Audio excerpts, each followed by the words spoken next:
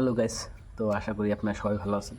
তো গাইস, আজকে আমি কথা বলবো বাংলাদেশের তুফান মুভি নিয়ে, আর আমাদের ইন্ডিয়ার হলো কালকি মুভি। তো আপনারা সবাই জানেন যে বাংলাদেশের যেটা তুফান মুভি, ওটা হলো অ্যাক্টর মানে হিরো হলো আপনার কিং খান, মানে শাকিব খান। আর আমাদের ইন্ডিয়ার যেটা কালকি ফিল্ম আছে, এই ফিল্মের আপনার যেটা অ্যাক্টর হলো প্রভাস। তো আপনারা সবাই জানেন যে আমাদের ইন্ডিয়া, আমাদের প্রবাসে ভালোই আর কি, সাউথ ইন্ডিয়ার আর কি ভালোই তার মানে ব্লকবাস্টার ফিল্ম আছে। ওদিকে যদি বলি বাংলাদেশ, মানে কিং খানেরও মানে বহুত ব্লকবাস্টার ফিল্ম আছে। তো গাইস, ফার্স্ট আমি তুফান মুভির 2-1 সেকেন্ড ক্লিপ আপলোড করব, তারপরে আমি নিয়ে আসবো আপনার প্রবাসের এলো যেটা কালকি মুভির সিন। তুমি চিন্তা করো না, আমি অপেক্ষা করব তোমার জন্য। তো গাইস, আপনারা তুফান মুভির যেটা আমি বলছিলাম 2-1 সেকেন্ডের ক্লিপ আপলোড করবো, তো আপনারা দেখলেন। তো গাইস, আমি এখন আপলোড করতেছি আমার ইন্ডিয়াদের যেটা কালকি মুভির প্রভাসের উপর হিট সিন। रिकॉर्ड चेक कर रहा हूं, मैं आज तक एक फाइट नहीं आ रहा हूं। তো গাইস, মানে এখন কথার মধ্যে কথা হলো যে আপনারা সবাই জানেন যে বাংলাদেশে যেটা তুফান মুভি রিলিজ হয়েছে ভালোই আর কি, বহুত কদিন হয়ে গেল। মানে ইতিমধ্যে এখনও মানে মুভিটা বহুত ট্রেন্ডিংয়ে আছে।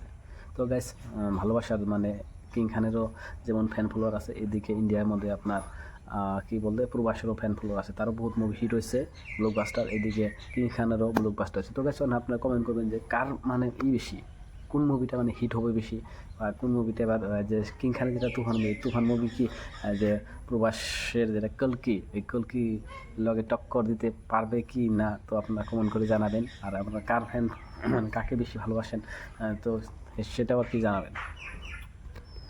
অসাধারণ, কারণ মানে আমরা ভাবতেও পারি না, মানে 50th ফিল্ম টুগেদার। যদি গেছে আমরা অ্যাক্ট্রেসের দিক থেকে বলি, মানে আমাদের যেটা তুফান মুভি, ভালোবাসার তুফান মুভির যেটা অ্যাক্ট্রেস আছে, সেটা হলো মিমি চক্রবর্তী।